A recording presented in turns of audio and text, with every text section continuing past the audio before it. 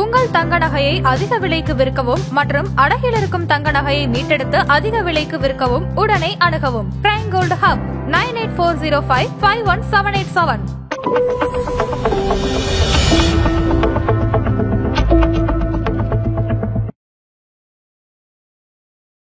2012 gold invest பண்ணிருந்தீங்கன்னா 2018 வரைக்குமே உங்க ரிட்டர்ன் வந்து 0. அப்போ இன்பிட்வீன்ல நெகட்டிவ்ல ஆயிருப்பீங்க.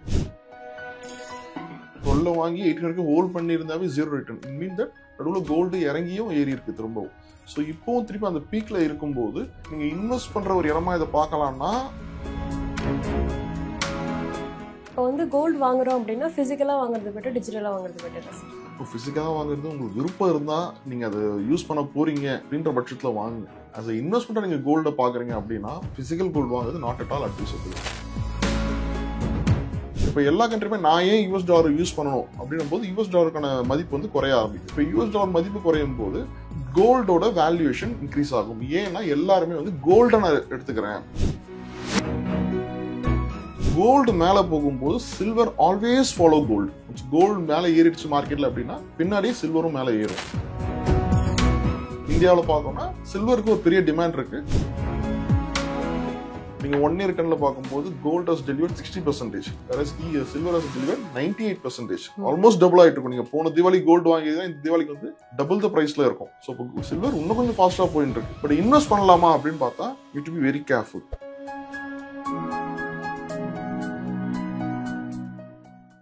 ஆதன் பிசினஸ் நேயர்களுக்கு வணக்கம். இன்னைக்கு நம்ம கூட வெல்த் சேவாவினுடைய ஃபவுண்டரும் சர்டிஃபைட் ஃபினான்ஷியல் பிளானருமான எழில்முருகன் அவர்கள் தான் இணைந்திருக்கிறார்கள். வாருங்கள் பேசலாம்.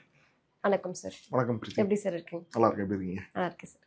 சரி, இப்போ எங்கே பார்த்தாலும் தங்கம் இதான் போயிட்டு இருக்கு. இப்போ தங்கம் வந்து நாளுக்கு நாள் வந்து ராக்கெட் வேகத்தில் வந்து உயர்ந்துட்டு வருது. ஸோ இந்த சமயம் வந்து இன்வெஸ்ட் பண்ணலாமா இல்லை ப்ராஃபிட் புக் பண்ணலாமா அப்படின்னு நிறைய டவுட்ஸுமே வந்து இருந்துட்டு, எப்படி சார் நீங்கள் கிளியர் பண்ணுங்க? கோல்டை பொறுத்த வரைக்கும் ஒரு மார்க்கெட்டில் லாஸ்ட் 1 year பார்க்கும்போது ஒரு டிராஸ்டிக் ஒரு ராக்கெட் நம்ம நீங்கள் சொன்ன மாதிரி தான் ஒரு பயங்கரமாக ரிட்டர்னில் இருக்கு. கிட்டத்தட்ட 60% கிட்ட ரிட்டர்ன் கொடுத்துருக்கு கோல்டு பார்க்கும்போது. ஸோ இந்த பாயிண்ட்ல இருந்து இன்வெஸ்ட் பண்ணலாமா அப்படின்னு பார்க்கும்போது to be frank is high valued அப்படின்னு சொல்லுவாங்க. நீங்கள் வாங்குற பொருளுக்கான மதிப்பு வந்து நீங்கள் ரொம்ப அதிகமாக கொடுத்து வாங்குற மாதிரி இருக்கும். இந்த பாயிண்ட்ல நீங்கள் இன்வெஸ்ட் பண்ணி இதுலேருந்து ரிட்டர்ன் எவ்வளோ கிடைக்கும் அப்படின்னு பார்த்தீங்கன்னா இட்ஸ் அ கொஸ்டின் மார்க். இந்த மாதிரி ரிட்டர்ன் எதிர்பார்த்து நீங்கள் உள்ளே வரீங்கன்னா அது உங்களுக்கு டிசப்பாயின்ட் பண்ணுற மாதிரி தான் இருக்கும் இந்த விஷயம். அண்ட் ப்ளஸ் கோல்டுனே பார்க்கும்போது கூட நமக்கு தெரிஞ்ச நம்ம ட்ரெடிஷனல் ரொம்ப சேஃபாக பார்க்குறோம். பட் நீங்கள் கோல்டோட பாஸ்ட்டை ட்ராக் பண்ணீங்கன்னா கோல்டும் நெகட்டிவ் ரிட்டர்ன் கொடுத்துருக்கு. நீங்கள் ஃபார் எக்ஸாம்பிள் 2012 கோல்டில் இன்வெஸ்ட் பண்ணியிருந்தீங்கன்னா 2018 வரைக்குமே உங்கள் ரிட்டர்ன் வந்து 0.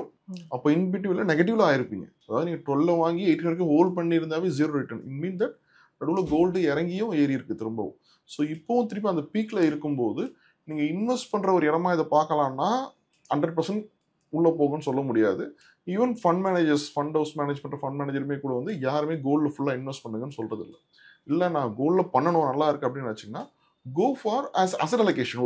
ஒரு போர்ஷனை நீங்கள் எடுத்துக்கலாமே தவிர ஃபுல்லாக நான் பண்ணுறது வந்து not a good idea. Okay, இது ப்ராஃபிட் புக்கிங் பண்ண சரியான சமயமா sir? That you can consider. இன்னைக்கு டேட்டில் நீங்கள் ஒரு கோல்டு வாங்கியிருக்கீங்க, அதாவது நீங்கள் இந்த கோல்டுன்னும் போது பிசிக்கலா வாங்குறத பத்தி நம்ம பேசல. நீங்க இன்வெஸ்ட்மெண்ட் ஒரு இடிஎஃப்லயோ இல்ல ஒரு ஃபண்ட் ஆஃப் ஃபண்ட்ல போட்டு வச்சிருக்கீங்க, இப்ப நல்ல ரிட்டர்ன்ல இருக்கு, ப்ராஃபிட் புக் பண்ணுமானா ப்ளீஸ் பண்ணுங்க. இந்த இடத்துல பண்ணி அகைன் ஃபுல்லா பண்ணணும்னு அவசியம் இல்லை. நீங்க போட்டிருக்கல ஒரு போர்ஷன் ஆஃப் பண்ணி நீங்க வித்ட்ரா பண்ணிக்கோங்க. நாளைக்கு கோல்டு மேல போனாலும் அந்த போர்ஷன் ஆஃப் பண்ணி மேல போட்டும், இல்ல கீழே வந்தாலும் ஆஃப் ஆஃப் த மணி நீங்க ரியலைஸ் பண்ணிட்டீங்கன்ற ஒரு சாட்டிஸ்ஃபேக்ஷன் இருக்கும் உங்களுக்கு. ஸோ ஃபினான்ஷியல் பிளானிங் வரும்போது இதுதான் அதுதான் கரெக்டாக சொல்ல முடியாது. பட் ப்ராஃபிட் புக் பண்றீங்கன்றது இட்ஸ் அ குட் ஐடியா இன்னைக்கு டேட்ல இருந்து பார்க்கும்போது. ஓகே, இப்போ வந்து கோல்டு வாங்குறோம் அப்படின்னா பிசிக்கலா வாங்குறது பெட்டர், டிஜிட்டலா வாங்குறது பெட்டரா சார்? இப்போ பிசிக்கலா வாங்குறது உங்களுக்கு விருப்பம் இருந்தா நீங்க அதை யூஸ் பண்ண போறீங்க அப்படின்ற பட்சத்துல வாங்குங்க. as a இன்வெஸ்ட்மெண்ட்டாக நீங்கள் கோல்டை பார்க்குறீங்க அப்படின்னா ஃபிசிக்கல் கோல்டு வாங்குறது not at all advisable.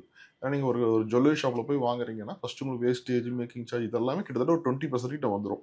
Again நாளைக்கு மார்க்கெட் ஏறி இருக்குது, நீங்கள் அதை சேல் பண்ணணும்னு போனீங்கனாலுமே திரும்ப தேர் இஸ் டிஸ்கவுண்ட். அது கோல்டு வந்து உங்களுக்கு 1916 இருக்கா, ஆல்மார்க் இருக்கா, அதே கடையில் வாங்குனீங்களா, எல்லா விஷயமும் பார்க்கணும். ப்ளஸ் சேஃப்டி ஒரு விஷயம் இருக்கும். நீங்கள் வாங்கின கோல்டை நீங்கள் வீட்டில் பாதுகாப்பாக வைக்கணும், இல்லை பேங்க்கில் வைக்கிறோம், தொலைக்கிறது விஷயம், திருடு போகிற விஷயம், எல்லா பிரச்சனைகளுமே இருக்குது ஃபிசிக்கல் கோல்டு பார்க்கும்போது. பட் இது எலக்ட்ரானிக்கில் பண்ணும்போது இது நீங்கள் 1 lakh இன்னைக்கு ஒரு கோல்டு வாங்குற மாதிரி 1 lakh ஒரு இடிஎஃப்ல இன்வெஸ்ட் பண்ணுறீங்க. நாளைக்கு அந்த 1 lakh கோல்டோட மதிப்பு 1,10,000 ஆகுதுன்னா உங்கள் இடிஎஃப்பும் அதே 1,10,000 ஆயிருக்கும். So it's as like as you are buying a gold, but ஃபிசிக்கலாக உங்கள் கையில் இல்லை, அவ்வளோதான். பட் கோல்டோட அந்த ரிட்டர்ன் நான் எடுக்கணும், அந்த ஜூஸை மட்டும் நீங்க எடுக்கணும்னு விரும்புனீங்கன்னா the better option is ETF. உங்களுக்கு எந்த காம்ப்ளிகேஷனுமே கிடையாது. நீங்க ஹோல்ட் பண்ணணும், பாதுகாக்கணும், இந்த மாதிரி பிரச்சனை எதுவும் கிடையாது. டாக்ஸேஷன் ஒன்றும் கிடையாது. வேஸ்டேஜ், ஐ மீன் டாக்ஸேஷன் ஜிஎஸ்டி மாதிரி விஷயங்கள் எதுவும் கிடையாது. உங்களுக்கு இந்த வேஸ்டேஜ் மேக்கிங் சார்ஜ் விஷயம்லாம் கிடையாது. இன்னைக்கு வாங்கலாம், இன்னைக்கு ஈவினிங்கே வித்துட்டு வரலாம் லாபத்தோட இருந்தா, இல்ல எப்போ வேணுமோ நீங்க வித்தீங்கனாலுமே அடுத்த நாள் உங்களுக்கு பணம் உங்க அக்கௌண்ட்ல வந்துடும். ஓகே, இப்போ நீங்க சொன்ன மாதிரி டிஜிட்டல் கோல்டு வந்து நம்ம கையில வந்து நகை இருக்க போறதுல பட் இருக்கு. Yes. இப்போ நீங்க ETF டிஜிட்டல் கோல்டு எடுத்துக்கிட்டோம் அப்படின்னா நமக்கு எவ்வளவு கையில நம்ம அதாவது அமௌண்ட் இருக்கோ அதுபடி தான் அந்த நகையுமே பின்னாடி வந்து ஸ்டோரேஜ்ல இருக்கும். எக்ஸாக்ட்லி. ஆனா இப்போ ரீசெண்ட் டிமாண்ட் வந்து அதிகமாயிட்டு இருக்குல்ல சார், அப்போ வந்து சேம் இதுல ETF வாங்குற மாதிரி டிஜிட்டலாவும் பிசிக்கலாவும் தனியா இருக்கா? இல்ல இப்போ இந்த டிஜிட்டல் கோல்டுன்றது வேற, ETFன்றது வேற கான்செப்ட். ETFன்றது இஸ் ரெகுலேட்டட் அவென்யூ, செபியோட ரெகுலேஷன் கீழே வரதான் இந்த ETFன்றது. பட் இந்த டிஜிட்டல் கோல்டுன்றது இன்னும் எந்த ரெகுலேஷன் கீழே வரல. RBIயோ இல்ல செபியோ வந்து ரெகுலேட் பண்ணல. இது பெரும்பாலும் இந்த நீங்க இந்த போன் பே கூகுள் பே வழியா டிஜிட்டல் கோல்டு அப்படின்னு வாங்குறாங்க. அது நீங்க 10 ரூபாய் 20 கூட வாங்கலாம். நிறைய ஜுவல்லரி ஷாப்ஸ்க்கு கூட எடுத்துருக்காங்க. நிறைய ஜுவல்லரி ஷாப்ஸ் எடுத்து வராங்க. பட் இது வந்து நம்ம ETF அளவுக்கு சேஃபான விஷயமானா பார்க்க முடியாது. ஏன்னா இட்ஸ் நாட் வெல் ரெகுலேட்டட். நீங்க யார்கிட்ட வாங்குறீங்க, யார் மூலியமா வாங்குறீங்க, யார் கஸ்டோடியன், நீங்க பணம் கொடுத்து இதுல என்ன டிஜிட்டல் கோல்ட்லாம் ஒண்ணும் கிடையாது. நீங்களா ஒரு கோல்டை வாங்காம ஒருத்தர்கிட்ட பணம் கொடுத்து கோல்டை வாங்கி வச்சுக்கோ அப்படின்னு சொல்றீங்க. எனக்கு தேவைப்படுமோ இந்த கோல்டு எனக்கு திருப்பி கொடுத்துரு, இல்ல அந்த கோல்டுக்கான மதிப்பு கொடுத்து அந்த பணத்தை திருப்பி கொடுத்துருன்றதா டிஜிட்டல் கோல்டு. கோல்டு என் கைக்கு வரல. பட் நீங்க யார்கிட்ட சொல்றீங்களோ அவர் எவ்வளவு நம்பகமான ஆளா இருப்பாருன்ற விஷயத்த நீங்க பார்க்க வேண்டியிருக்கு டிஜிட்டல் கோல்ட்ல போகும்போது. பட் இது ETF போறீங்கன்னா இது செபி ரெகுலேட்டர் வழியா வர்றதால இதுல உங்களுக்கு இந்த சேஃப்டி இஷ்யூ பிரச்சனை கிடையாது. But the different is digital கோல்ட்ல நீங்க நாளைக்கு நீங்க கோல்டு பிசிக்கலா மாத்தணும்னா மாத்த முடியும். ETFல அப்படி மாத்த முடியாது. ETFல நீங்க இன்வெஸ்ட் பண்ணி அதுக்கான வேல்யூ தான் கிடைக்குமே தவிர கோல்டா எனக்கு நான் மாத்திக்கிட்டுமா அப்படின்னா கோல்டா கொடுக்க மாட்டாங்க. But not a big deal. நீங்க அந்த பணத்தை எடுத்து போய் ஒரு கணக்காரில் கொடுத்து கோல்டு வாங்கிக்க போறீங்க, அவ்வளவுதான். கோல்டா திருப்பி கையில வரணும்ன்ற அவசியம் கிடையாது. இது safest method. So I prefer ETF rather than digital கோல்டுறது பெட்டர் ஆப்ஷனா இருக்கும். ஸோ அப்போ நீங்க இந்த பிசிக்கல் கோல்டு இதுவும் அந்த டிமாண்ட் வைஸ் பார்க்கும்போது என்ன ஆகுது, ETF இருந்தாலும் நீங்க கொடுக்குற பணத்துக்கு அவங்க கஸ்டோடியன் கிட்ட அதுக்கான ஈக்குவல் கோல்டு அவங்க ப்ரிக்யூர் பண்ணி தான் வச்சிருக்கணும். ஸோ ETFலயுமே ஒரு ஃபண்ட் ஹவுஸ் வழியா போறீங்க, ஒரு எக்ஸ்சேஞ்ச் ட்ரேடட் ஃபண்டா இருக்கு, அந்த பணத்துக்கான கோல்டு அவங்க ப்ரிக்யூர் பண்ணி கஸ்டோடியன் காஸ்ட்ல வச்சாதான் நீங்க அந்த ETF வந்து ரன் பண்ணவே முடியும். ஓகே, இப்போ கோல்டு பாத்தீங்கன்னா அப்படின்னா கோல்டு கூடவே சேர்ந்து சில்வருமே வந்து உயர்ந்துகிட்டு வருது. இப்போ நிறைய பேர் ஸ்டார்டிங்ல பார்த்தோன்னா இந்த அளவுக்கு சில்வர் உயருமா அப்படின்னு எதிர்பார்க்கவே இல்லை. சில்வர் வந்து ப்ரிஷியஸான மெட்டல். ஸோ நிறைய லிமிடெட் சப்ளை தான் வந்து இருந்துகிட்டு இருக்கு. இப்போ கூட இண்டஸ்ட்ரியல் டிமாண்ட் வந்து அதிகமாகிட்டே இருக்கு. இன்னுமே சில்வர் விலை எப்படி ஏறிக்கிட்டே போகுமா சார்? இல்ல இது முதல்ல இந்த கோல்டு அண்ட் சில்வர் ரெண்டுமே எடுக்கும்போது ரெண்டு ஒரு ஃபண்டமெண்டல் கொஞ்சம் பார்த்துக்கணும். இந்த கோல்டு ஏன் பிரைஸ் ஏறுது ஒரு 4 ஃபேக்டர்ஸ் நம்ம சொல்லலாம். ஒன்று வந்து சென்ட்ரல் பேங்கோட ரிசர்வ்ஸ். ஒரு கோல்டு வந்து ஒரு சென்ட்ரல் பேங்க் ஒரு RBI வந்து எந்த அளவுக்கு கோல்டை வாங்கி வச்சுக்க போறாங்க அப்படின்ற விஷயம் இருக்கு. அந்த கண்ட்ரியோட எக்கானமி ஸ்டேபிள், கவர்மெண்ட் இன்ஸ்டெபிலிட்டி எப்படி இருக்கு, இந்த மாதிரி விஷயங்களை பார்க்கறது, குளோபல் மார்க்கெட் எப்படி இருக்கு அப்படின்ற விஷயம் பார்க்கறது, தென் லோக்கல் டிமாண்ட். இப்போ ஒரு தீபாவளி வருதுன்னா நம்ம எல்லாருமே கோல்டு வாங்குறோம் அப்படின்ற விஷயம், இந்த மாதிரி டிமாண்ட். இந்த 4 ஃபேக்டர் மேஜராக இம்பாக்ட் கொடுக்கும். ஸோ இப்போ ஏன் கோல்டு ஏறிச்சு, இப்போ திரும்ப இந்த 4 பாயிண்ட் வச்சு பாருங்க. குளோபலா ஜியோ பொலிட்டிக்கல் இஷ்யூ, ஒரு நாட்டுக்கு போர் இருக்குதுன்ற விஷயம் இருக்கு. தென் அமெரிக்கன் டாலர் வந்து அகெயின்ஸ்ட் ருப்பி தான் ஸ்ட்ரென்தன் ஆகுதே தவிர குளோபலா டாலர் வந்து எல்லாமே வந்து டிவேல்யூ தான் பண்றாங்க. ஏன்னா எந்த கண்ட்ரிக்குமே வந்து டாலர் வச்சு பிசினஸ் பண்ண வேண்டான்ற ஒரு மைண்ட் செட்ல தான் இருக்காங்க. பிஃபோர் என்ன இருக்கும், ஒரு இப்போ ஃபார் எக்ஸாம்பிள் சைனாவும் இந்தியாவும் டிரான்சாக்ஷன் பண்ணா கூட நம்ம US டாலர்ல பண்ணணும், இந்தியாவும் ரஷ்யாவும் பண்ணணும்னா கூட US டாலர் தான் பேஸ் பண்ணி பண்ணிட்டு இருப்போம். இப்போ எல்லா கண்ட்ரியுமே நான் ஏன் US டாலர் யூஸ் பண்ணணும் அப்படின்னும் போது US டாலருக்கான மதிப்பு வந்து குறைய ஆரம்பிக்கும். இப்போ US டாலர் மதிப்பு குறையும் போது கோல்டோட வேல்யூவேஷன் இன்க்ரீஸ் ஆகும். ஏன்னா எல்லாருமே வந்து கோல்டை நான் எடுத்துக்கிறேன், இதுதான் முதல்ல பண்ணியிருந்தாங்க. இப்போ நான் ஆக்சுவலி 1971 அப்புறம் தான் வந்து இந்த டாலர்ல ட்ரேட் பண்ண ஆரம்பிச்சாங்க. அதுக்கு முன்னாடி எல்லாமே கோல்டு பேஸ்டா தான் இருந்தது. பிஃபோர் 31 அண்ட் சம் 1931 பார்க்கும்போது. ஸோ திரும்ப நான் கோல்டுக்கே எடுத்துக்கிறேன். அப்புறம் என்ன பண்ணு, கோல்டு ரிசர்வ் எனக்கு வேணும். ஏன் எனக்கு கோல்டு ரிசர்வ் வேணும், இப்போ வெளிநாட்டில் ரஷ்யாவில் ஆயில் வாங்க போறேன், இல்லை வேற ஒரு பொருள் வாங்குறேன் அப்படின்னா என்னோட கரன்சியில் நான் பண்றேன் இன்னைக்கு டேட்ல. பட் ஒரு சர்டன் லெவலுக்கு அப்புறம் நான் பணம் கொடுக்குறோன்னா நான் ஐநார கொடுக்க முடியாது, ஒரு கோல்டு வச்சு டிரான்சாக்ஷன் பண்ண முடியாது. கோல்டு ரிசர்வ் நான் பண்றேன். இதே மாதிரி மைண்ட் செட்ல தான் எல்லா கண்ட்ரிஸும் பண்றதால கோல்டு டிமாண்ட் இன்னைக்கு அதிகமாக இருக்கு. ஸோ அதனால கோல்டு பிரைஸ் மேலே போயிட்டு இருக்கு. இது ஒரு விஷயம். இது ரொம்ப சிம்பிளா கோல்டு ஏன் மேலே போகுதுன்னு பாக்குறோம். பிளஸ் நம்ம ஊரை பொறுத்தவரைக்கும் என்ன ஆகுது, இந்த ருப்பி கன்வர்ஷன்ல வரும்போது ருப்பி வீக்கன் ஆகிறதால டபுள் எஃபெக்டா இருக்கு. கோல்டு ஒரு பக்கம் டிமாண்டால் ரேட் ஏறி இருக்கு குளோபலி, ருப்பி வேல்யூ கீழே வர்றதால நமக்கு இன்னும் கொஞ்சம் எக்ஸ்ட்ராவா ரிட்டர்ன் தருது, அதிகமான மாதிரி ஒரு ஃபீல் இருக்கு நமக்கு. இது கோல்டு சைட்ல. பட் சில்வர் வரும்போது ஹெட்ஜிங் சொல்லலாம். கோல்டு வந்து பியூர்லி ஹெட்ஜிங் ப்ராடக்ட். சில்வர் வந்து ஹெட்ஜிங் மட்டும் நீங்க சொன்ன மாதிரி இண்டஸ்ட்ரியல் யூஸும் அதிகமா இருக்கு. Most of the time silver எதுக்காக வாங்குறாங்கன்னா நிறைய இண்டஸ்ட்ரியல் யூஸ். லாஸ்ட் ஒரு 10-15 இயர்ஸ்ல எடுத்தீங்கன்னா எஸ்பெஷலி பார்க்கும்போது அகைன் இந்த சில்வரோட ப்ரொடக்ஷன் ஆர் இந்த மைனிங் இதில் பார்க்கும்போது ரொம்ப ஸ்கேசிட்டியான ஒரு ப்ராடக்ட் தான். நிறைய ரொம்ப அவைலபிலிட்டி கிடையாது. சில்வருக்குன்னு இருக்க மைனிங்னே பார்த்தாலும் ஓவரால் சில்வரோட ப்ரொக்யூர்மெண்ட்ல 20% தான் சில்வருக்கான மைனிங்ல இருந்து சில்வர் கிடைக்குது. ஸோ மற்ற 80% ஆஃப் சில்வர் எங்க இருந்து வருதுன்னு பார்த்தோம்னா காப்பர் மைனிங்ல இருந்தோ, கோல்டு மைனிங்ல இருந்தோ, ஜிங்க் மைனிங், வேற ஒண்ணுக்காக நான் பண்றேன், அதுல எனக்கு சில்வர் கிடைக்குது. இப்படிதான் சில்வர் எடுக்கிறாங்களே தவிர சில்வருக்காக ஃபோக்கஸ் பண்ணி எடுக்கிறது வந்து ஒரு 20 to 30% தான் சில்வரே கிடைக்குது. அப்போ சில்வரோட யூசேஜ் ஒரு ரெஸ்ட்ரிக்ஷன் லெவல்ல இருக்கு. பட் யூசேஜ்னு பார்க்கும்போது இந்த இண்டஸ்ட்ரி யூசேஜ் மேஜரா எடுத்துக்கிறாங்க. இன்னைக்கு நீங்க எடுத்தீங்கன்னா ஸ்பெஷலி இந்த லாஸ்ட் 10 இயர்ஸ்ல நம்ம எந்த இண்டஸ்ட்ரியில பெருசா பார்க்குறோம், EV vehicle, silver very important. Solar பக்கம் அதிக ஃபோக்கஸ் போகுது. சோலாருக்கு எல்லாமே வந்து சில்வர் வேணும். எனி காண்டக்டர், நீங்கள் ஒரு எலக்ட்ரிக் ஒரு ஃபேக்ட்ரி இருக்கு, ஒரு சுவிச்சஸ் ஆன் ஆஃப்ல வரும்போது அந்த கனெக்டிவிட்டி இடத்துல வரும்போது சில்வர் தான் உங்களுக்கு மேஜராக யூசேஜ் இருக்கும். அப்போ சில்வரோட இண்டஸ்ட்ரியல் டிமாண்ட் அதிகமாக இருக்குது. பட் அதுக்கான பொருளும் எனக்கு கிடைக்க மாட்டேங்குது. ப்ளஸ் கோல்டு மேலே போகும்போது silver always follow gold. Gold மேலே ஏறிடுச்சு மார்க்கெட்டில் அப்படின்னா பின்னாடியே சில்வரும் மேலே ஏறும். கோல்டை விட ஃபாஸ்டா ஏறுது இல்ல சார்? ஃபாஸ்டா இண்டஸ்ட்ரி டிமாண்ட் அதிகமா இருக்கு. தென் என்னன்னா இந்த சில்வரை பொறுத்த வரைக்கும் பொதுவாக ஏழைகளின் தங்கம் சொல்லுவாங்க. நிறைய இடத்துல கோல்டு வாங்க முடியாதவங்க என்ன பண்ணுவாங்க, சில்வர் வாங்க. எஸ்பெஷலி நம்ம ஊர்ல இந்தியாவில் பார்த்தோம்னா சில்வருக்கு ஒரு பெரிய டிமாண்ட் இருக்கு. இன்ஃபேக்ட் நம்ம ஊர்ல இந்த ருப்பின்னு ஒரு வார்த்தை சொல்றோம் இல்லையா, அந்த ருப்பின்ற வார்த்தையோட அர்த்தமே சில்வர் தான். இது சான்ஸ்கிரிட் வேர்டு. சான்ஸ்கிரிட்ல ருப்பியான்னு வாங்க சில்வரை.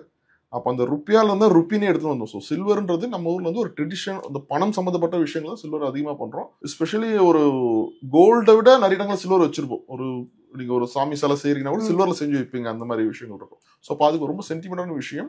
ஸோ அப்போ இந்த கோல்டு மேலே போகுது, பின்னாடியே சில்வர் ஃபாலோ பண்ணுறது எல்லாருக்குமே தெரியும். தென் இப்போ மக்களோட இன்வெஸ்ட்மெண்ட் ஐடியாவில் நிறைய பேர் இன்வெஸ்ட் பண்றதால இண்டஸ்ட்ரி டிமாண்ட் அதிகமாக இருக்கு, மக்களும் இன்வெஸ்ட் பண்றாங்க, கோல்டும் மேலே போயிருக்கு. ஸோ எல்லா பாயிண்ட்டுமே சில்வரையும் புஷ் பண்ணி மேலே எடுத்துன்னு போகுது. பட் இன்னைக்கு வேல்யூவேஷன் பார்க்கும்போது குவைட் ஹை. நீங்க 1 year ரிட்டர்ன்ல பார்க்கும்போது gold has deliver 60%, whereas silver has deliver 98%. Almost double ஆயிட்டு இருக்கும். நீங்க போன தீபாவளி கோல்டு வாங்கிதான் இந்த தீபாவளிக்கு வந்து டபுள் த பிரைஸ்ல இருக்கும். ஸோ சில்வர் இன்னும் கொஞ்சம் ஃபாஸ்டா போயிட்டு இருக்கு. பட் இன்வெஸ்ட் பண்ணலாமா அப்படின்னு பார்த்தா you to be very careful.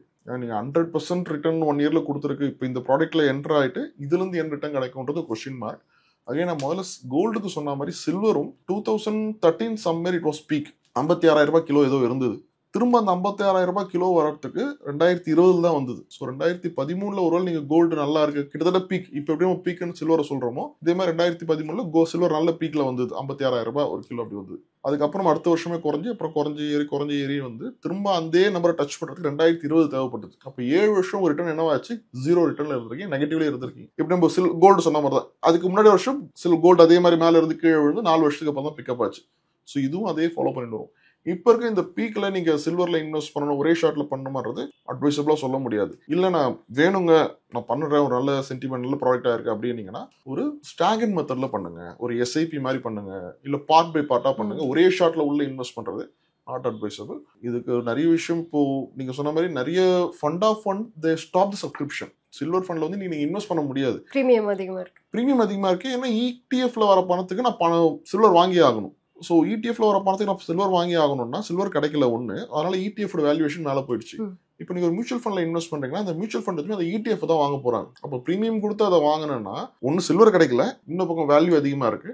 இந்த இடத்துல நான் இன்வெஸ்ட் பண்ணி இதுக்கு ஒரு ரிட்டர்ன் கிடைக்குமான்றது question mark. So all the most of the fund houses they stop the subscription for all the silver fund of fund in the last 3-4 daysல ஃபுல்லா stop பண்ணிட்டு இருக்காங்க. ஓகே, இப்போ நீங்க சொன்ன மாதிரி பாத்தீங்கன்னா சில்வர் வந்து பிரஷியஸான மெட்டல், டிமாண்ட் வந்து அதிகமா இருக்கு. இப்போ கோல்டு விலை குறையணும் அப்படின்னா ஒன்னு உலக வங்கிகள் வாங்குறது நிறுத்தணும், இல்ல ஜியோபாலிட்டிக்கல் டென்ஷன் வந்து நார்மலா ஆகும். இப்போ சில்வருக்கு பார்த்தீங்கன்னா நாட்கள் டிமாண்ட் வந்து அதிகரிச்சுட்டே இருக்கு. காரணம் பாத்தீங்கன்னா தொழில்துறை தேவைகள். எக்ஸாக்ட்லி. ஸோ இது இன்னுமே அதிகரிச்சுட்டு போயிட்டே இருக்கும் இந்த டிமாண்ட். அதிகரிக்கும்ன்றது கரெக்ட். ஈவன் கோல்டும் மேல போகுமா, இப்போ இன்னைக்கு 2025 இருக்க கோல்டை விட ஆப்வியஸா 2030 பெட்டரா இருக்கும். That's a different 5 years. But ஒரு ஷார்ட் டேர்ம்ல நம்ம பார்க்கும்போது ஒன்ஸ் பொதுவாகவே ஒரு பேஸ் எஃபெக்ட் ரிவர்ஸ்ல சொல்லுவாங்க. எது ஒன்று ரொம்ப வேகமாக கீழே விழுதோ உடனே அது மேலே பவுன்ஸ் பேக் ஆகிறதும் அதிகமாகும். இது அப்படியே ரிவர்ஸ்ல யோசிங்க. எது ரொம்ப டாப்ல போகுதோ அது திரும்ப யூட்டர்ன் ஒன்று போட்டு ஆகணும். அந்த இடத்துல வேல்யூவேஷன் அதிகமாக போகும்போது மார்க்கெட் கிராஃப் டெக்னிக்கா பார்த்தீங்கன்னா ரொம்ப பீக்ல போச்சுன்னா அது கீழே கன்சாலிடேட் ஆகணும் ஒரு லெவலில். ஸோ இப்போ கோல்டு மேலே போகுது, பட் ஃபண்டமெண்டல் பார்க்கும்போது நீங்க சொல்லும்போது geopolitical favoring to gold, அதாவது சரி இல்லைன்னும் போது கோல்டு பெட்டரா இருக்கும். Dollar devaluation support to gold. எப்படியும் நம்ம ட்ரம்ப் இப்போதைக்கு எதுவும் விட போறது கிடையாது, அடுத்தடுத்து ஏதாவது ஒரு ஈவென்ட் பண்ணதான் போறாரு. அப்படின்னும் போது இது எல்லாமே கோல்டுக்கு சப்போர்ட் பண்ணும். கோல்டு மேல போறதுக்கு வாய்ப்பு இருக்கா? கோல்டு மேல போகலாம். பட் எவ்வளவு தூரம் போகுமா? த கொஸ்டின் இஸ், இது எவ்வளவு தூரம் இதே ஸ்பீட்ல போகுமா, இல்ல இன்னும் இருந்து அடுத்த ஒரு வருஷத்துக்கு கோல்டு 5-6% தான் ஏறுதுன்னா then it's not a good investment. 5-6% positive, but நல்ல இன்வெஸ்ட்மெண்ட் அப்படின்னு பார்க்கும்போது we have other better options அப்படின்ற மாதிரி வந்து ஸோ எவ்வளோ வேகமாக போகுதுன்ற விஷயம் இருக்கும். ஸோ இதே வேகத்துக்கு போகுமானா 100% போகிறதுக்கான வாய்ப்புகள் ரொம்ப கம்மி. இந்த இஸ் அ கன்சாலிடேஷன். நாளைக்கே கொஞ்சம் ட்ரம்ப் ரொம்ப ஃப்ரெண்ட்லி ஆகிட்டாரு, ஒரு ரிலாக்ஸாக விடுறாரு எல்லா விஷயமானா இப்போ கோல்டு ரிசர்வ் எல்லா கண்ட்ரியும் குறைச்சி பிஸ்னஸில் ஃபோக்கஸ் பண்ண ஆரம்பிச்சிருவாங்க.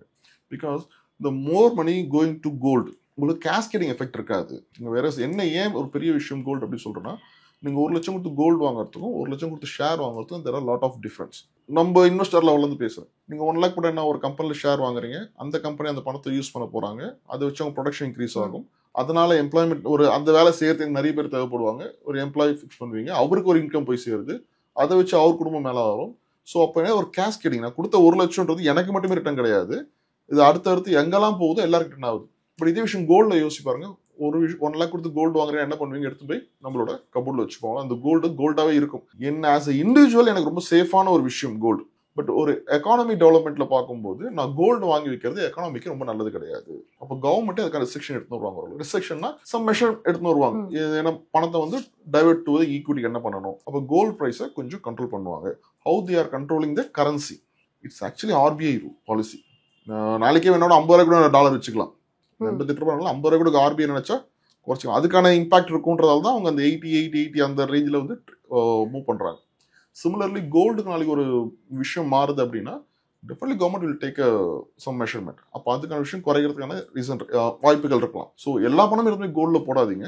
கோல்டு ஒரு இன்வெஸ்ட்மெண்ட் பண்ணியோ பாருங்க, ஒரு எட்ஜிங், அவ்வளோதான். இது எப்போனா உலகத்தில் எதுவுமே சரி கிடையாது. இப்போ இந்த ஸ்டாக்ஃப்ளேஷன் ஒன்று சொல்லுவாங்க. என்னன்னா இன்ஃப்ளேஷன் அதிகமாக இருக்கு, பொருளாதாரம் எதுவுமே இல்லை, மார்க்கெட்ல எந்த பிசினஸும் நடக்கல, யார் கையிலுமே பணம் இல்லை, ஆனால் பொருளோட விலை மட்டும் மேலே ஏறுது. இது ரிவர்ஸ் சிச்சுவேஷன். எப்போ ஒரு பொருளோட விலை மேலே ஏறும்னா, என்கிட்டயும் பணம் இருக்கு, உங்ககிட்டயும் பணம் இருக்கு, அந்த பொருளை வாங்குறதுக்கு எல்லாருமே நிக்கிறோம் போது அந்த பொருள் மேலே ஏறும். 2 பேர்கிட்டையும் பணம் இல்லை, ஆனால் அந்த பொருளோட மதிப்பு மட்டும் மேலே ஏறினே இருக்குன்றது ஸ்டாக்ஃப்ளேஷன் அப்படின்னு சொல்லுவோம். இந்த சிச்சுவேஷன் அமையும் போது கோல்டு பிரைஸ் மேலே போகும். அப்போ எக்கானமில எதுவும் சரி கிடையாது. அப்போ நான் என்ன பண்ணேன், என்னோட பணத்தை நான் சேஃபாக வச்சுக்கணும் அப்படின்ற ரீசனால நான் என்ன பண்றேன், எல்லா இன்வெஸ்ட்மெண்ட் எடுத்துமே நான் கோல்டில் போட்டுக்கிறேன். சிமிலர்லி இன்ட்ரெஸ்ட் ரேட்லாம் குறையும் போது மார்க்கெட் இப்போ ஃபெட் ரேட்டை குறைச்சிருக்காங்க, நம்ம ஆர்பிஐ கிட்ட எக்ஸ்பெக்ட் பண்ணிட்டு இருக்காங்க நம்ம ஊர்ல. இந்த மாதிரி ரேட்டு குறையும் போது என்ன ஆகுது, ஆஸ் அ இன்வெஸ்டர் எனக்கு இதுல போட்டா பணம் கம்மியா கிடைக்கும்ன்ற காரணத்தால் நான் என்ன பண்றேன், சேஃபான ஒரு இடத்துக்கு மூவ் பண்றேன். அகைன் இந்த சேஃப்ன்ற வார்த்தை இஸ் சேஃப் ஹெவன். கோல்டுன்றதே ஒரு சேஃப் ஹெவன். எப்பெல்லாம் பிரச்சனைகள் அதிகமா இருக்கோ, எப்பெல்லாம் உங்களுக்கு ஒரு கம்ஃபர்டபுளான ஜோன் இல்லையோ, அப்பெல்லாம் எல்லாருமே ஹெட்டிங் டுவர்ட்ஸ் கோல்டு. அப்போ கோல்டோட மதிப்பு மேலே போக ஆரம்பிக்கும். இது இப்படியே தான் இருக்குமானா யாருமே எஸ்ன்னு சொல்ல மாட்டாங்க. Because again everything back to square. ஒரு நார்மல் பொசிஷனுக்கு வருவோம், எக்கானமி டெவலப் ஆகும், அகைன் குளோபலாக ஒரு காம்ப்ரமைஸான பொசிஷன் வரலாம். அப்போ திரும்ப கோல்டு அதோட ஷைனிங் குறைய ஆரம்பிக்கும். ஸோ அப்போ மற்றது அதிகமாகும். ஸோ அப்போ இந்த இடத்துல நம்ம என்ன பண்ணலாம் அப்படின்னும் நீங்கள் கோல்டுலேயே ஃபோக்கஸ் பண்ணாமல் ஒரு ப்ராப்பர் டைவர்சிஃபிகேஷன் பண்ணுங்க. கோல்டு போர்ட்ஃபோலியோ எடுத்துக்கோங்க. அப்படி நீங்கள் எடுக்கிறது தான் போன வருஷமே நல்லா எடுத்துருக்கணும். இல்லை இப்போ என்ன ஒரு 10-15% as every time asset allocation எப்படி சொல்கிறோமோ இதே விஷயத்தை நீங்கள் மெயின்டைன் பண்ணுங்க. இல்லை ஸ்ட்ராகண்டாக எடுத்துன்னு போங்க. ஸ்டெப் பை ஸ்டெப்பாக ஒரு கோல்டு பண்ணலாம். ஓகே, இப்போ நான் பார்த்த மாதிரி பார்த்தீங்கன்னா கோல்டுமே இவ்வளோ ரைஸ் ஆகும்னு எதிர்பார்க்கவே இல்லை. சேம் சில்வருமே வந்து இவ்வளோ ரைஸ் ஆகும்னு எதிர்பார்க்கல. ஸோ கோல்டு சில்வர் தவிர்த்து வேற எந்த கமாடிட்டியாவது வரதுக்கு சான்ஸ் இருக்கா சார்? இல்லை, வேற கமாடிட்டினா அடுத்து காப்பர் நம்ம சொல்லலாம். பட் காப்பர் வந்து பியூர்லி இண்டஸ்ட்ரியல் பேஸ் தான், அது ஹெட்ஜிங் ப்ராடக்ட் கிடையாது. நம்ம சில்வரையோ கோல்டையோ வாங்கி வீட்டில் வைக்கிற மாதிரி யாருமே 1 கிலோ காப்பர் எடுத்து வீட்டில் வைக்க போதில்லை. ஸோ இந்த மாதிரியான இம்பாக்ட் இருக்குமான்னு சொல்ல முடியாது. மைனிங் ப்ரொடக்ஷன்ல ஏதாவது ப்ராப்ளம் இருக்கு, இல்லை இண்டஸ்ட்ரியல் டிமாண்ட் வருது, அதுக்கான க்ரோத் இருக்கலாம். லாஸ்ட் 1 இயரோட காப்பர் ரிட்டர்ன் பார்த்தீங்கன்னா 14-15% தான். வெரஸ் கோல்டு 60% இருக்கு, 98 இருக்கு. காப்பர் வந்து ஒரு 15% தான் இருக்கு. பெரிய ஹைப்லாம் வராது. உங்களுக்கு ஒரு இன்வெஸ்ட்மெண்ட்டா பெருசா வருமா ஓவர் த லாங் டைம் அப்படின்னா 1 or 2 days ups and down வருதுன்னா வரலாம். ஏன்னா இது ஆல் கமாடிட்டின்னும் போது கோல்டு சில்வர் அடுத்து காப்பர்ல ஒரு 1 or 2 daysல இம்பாக்ட் கொடுக்கலாமே தவிர ஒரு லாங் டேர்மான ஒரு இன்வெஸ்டரா பார்த்தோம்னா காப்பர் வந்து பெரிய ரிட்டர்ன்லாம் கொடுக்காது. உங்களுக்கு இந்த மாதிரியான ரிட்டர்ன் கொடுக்காது. ரிட்டர்ன் கொடுக்கும், இந்த மாதிரியான ரிட்டர்ன்லாம் எதிர்பார்க்க முடியாது.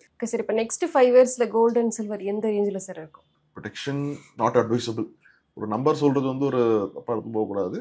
பட் ரிட்டர்ன் நல்லா இருக்கலாம், பட் ஸ்டாகண்டாக போங்க. ஆஸ் ஒரு ஃபினான்ஷியல் பிளானராக நாங்கள் வந்து பொதுவாக I won't give any call to my investor இது பண்ணால் பெட்டராக இருக்கும், அது பண்ணால் பெட்டராக இருக்கும். இல்லை, பொதுவாக இந்த டிசைனில் நீங்கள் பண்ணினா நல்லா இருக்கும். இந்த பாயிண்ட் ஆஃப் டைமில் கூட நீங்கள் ஒரு லார்ஜ் கேப் ஃபண்ட்ஸ் ஒரு ஆஸ் அ இன்வெஸ்டராக நீங்கள் பார்க்கும்போது உள்ளே வரணும் அப்படின்னீங்கன்னா லார்ஜ் கேப் ஃபண்ட் ஒரு போர்ஷன் எடுங்க. வேல்யூவேஷன் பெட்டராக இருக்குது.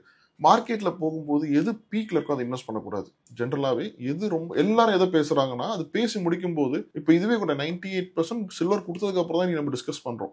கோல்டும் 60% கொடுத்ததுக்கு அப்புறம் தான் நீங்கள் டிஸ்கஸ் பண்ணுறோம்.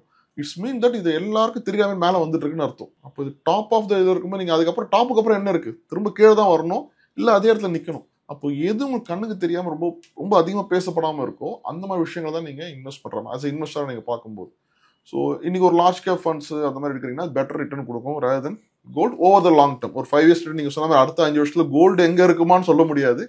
பட் ஃபார் த ஷுவர் இன்னைக்கு பாயிண்ட்ல இருந்து கோல்டு அண்ட் சில்வரோட ஒரு லார்ஜ் கேப் ஃபண்ட் பெட்டர் ரிட்டர்ன்ல இருக்கும் 5 வருஷம் டவுன் த லைன். கோல்டு 3% தான் கொடுத்துருக்குன்னா இந்த ஃபண்ட் 5% கொடுத்துருக்கோம். ஸோ பெட்டர் ரிட்டர்ன் இருக்கிறது டவுட் கிடையாது. அதே மாதிரி gold and silver take exposure, but நிறைய எடுக்கிறது நாட் அட்வைசபிள். அப்படி தென் இதுல இன்னொரு முக்கியமான விஷயம், நீங்க ஏன்னா நம்ம ரீட்டைல் இன்வெஸ்டர்ஸ்னு சொல்லும்போது ஜுவல்லரியா வாங்குறது not at all advisable. Whether silver, even கோல்டாவது பரவாயில்ல, சில்வர் நீங்க வாங்குறீங்கன்னா ஃபிக்ஸட் ரேட்ல தான் பெரும்பாலான ஜுவல்லரியில போடுறாங்க. உங்களுக்கு கிராம் கணக்கில் தரது விட ஃபிக்ஸட் பாரா வாங்கினா ஓகே. பட் அகைன் நீங்க ரீசேல் பண்ண போகும்போது there is huge discount. நீங்க கோல்டு அளவுக்கு அது எடுக்கிறது கிடையாது, நிறைய டிஸ்கவுண்ட் பண்றாங்க. அதில் பியூரிட்டி பார்க்கறதுல நிறைய விஷயங்கள் இருக்கு உங்களுக்கு. So better go for ETF. நீங்க இன்வெஸ்ட் பண்ண முடிவு பண்ணிட்டீங்கன்னா ஒரு டிமேட் வச்சு ETF வழியா போங்க. இல்ல எனக்கு டிமேட் ETF டிமாண்ட் இருக்குல்ல சின்ன பிசிக்கலாவும் சில்வர் அந்த அளவுக்கு சப்ளை இல்ல. ETF என்னன்னா அட்லீஸ்ட் செகண்டரி மார்க்கெட்ல நீங்க ட்ரேட் பண்ணிக்கலாம். the different is நீங்க ஒரு ஃபண்ட் ஆஃப் ஃபண்ட் போகும்போது even mutual fund ETF companies கூட என்னன்னா more than 25 crores ஒரு கிளைண்ட் தராருன்னா இட்ஸ் a primary deal. அதாவது அந்த நீங்க டைரக்டா அந்த ETF கம்பெனி உங்களுக்கு யூனிட்ஸ் இஷ்யூ பண்ணி அதுக்கான சில்வரை ப்ரொக்யூர் பண்ணிக்கிறாங்க. பட் இதை போய் நான் ஒரு 1 லட்சத்துக்கு வாங்க போறேன், என்னோட டிமெட் வழியா வாங்குறேன்னா உங்ககிட்ட இருக்க சில்வர் யூனிட்ஸை நான் வாங்கிக்க போறேன், அவ்வளவுதான். ஸோ அந்த ETF கம்பெனிக்கு அதை பத்தி எந்த பிரச்சனையும் கிடையாது. இது ஷேர் நம்ம மாத்திக்கிட்ட மாதிரி தான். எப்படி ஒரு HDFC பேங்கோ ICICI பேங்கோ எப்படி நான் மார்க்கெட்ல இருந்து வாங்குறேன்னா HDFC பேங்க் கிட்ட இருந்து நான் வாங்கல, யார் வச்சுட்டு இருக்காங்களோ அவங்க கிட்ட நான் வாங்கிக்கிறேன். இப்போ ETFஸும் வந்து அதே மாதிரி நான் யார் வச்சிருக்காங்களோ அவங்க கிட்ட நான் வாங்கிக்க போறேன். ஆல்ரெடி இருக்கிற எக்ஸிஸ்டிங் யூனிட்ஸை தான் எக்ஸிஸ்டிங் ஷேர்ஸை தான் நம்ம ஸ்வாப் பண்ணிக்கும். பட் ஒரு சர்டன் லிமிட்டுக்கு மேலே தான் நீங்க டைரக்டா அந்த ஃபண்ட் ஹவுஸ் அப்ரோச் பண்ணி பிரைமரி டீலா அது எடுக்கிறீங்க. இது எனக்கு சில்வர் இல்லைன்னு சொல்றேன். எக்ஸிஸ்டிங்கா நீங்க ட்ரான்ஸ்ஃபர் பண்ணி அது பண்ணிக்கோங்க. ஸோ இப்போ நம்ம ஒரு 10,000 1 லட்சம் இந்த மாதிரி சின்ன அமௌண்ட் பண்றோம்னா ETFல நீங்க பை அண்ட் செல் பண்ணிக்கலாம், நோ இஷ்யூ. ஸோ கோல்டும் அதே மாதிரி ஆப்ஷனும் இருக்கு. ஸோ 2 விஷயமே ETFல எடுக்கிறது better choice. Or fund of fund demat இல்லைங்க எனக்கு அந்த மாதிரி விஷயம் போனதில்லை அப்படின்னா ஒரு அட்வைசர் வழியாவோ இல்லை டைரக்டாவோ நீங்க ஒரு mutual fund fund of fund எடுக்கிறது நல்ல ஆப்ஷனா இருக்கும். ஓகே சார், கோல்ட் சில்வர் பத்தி நிறைய விஷயங்களை பேசணும். ரொம்ப நன்றி. தேங்க்யூ.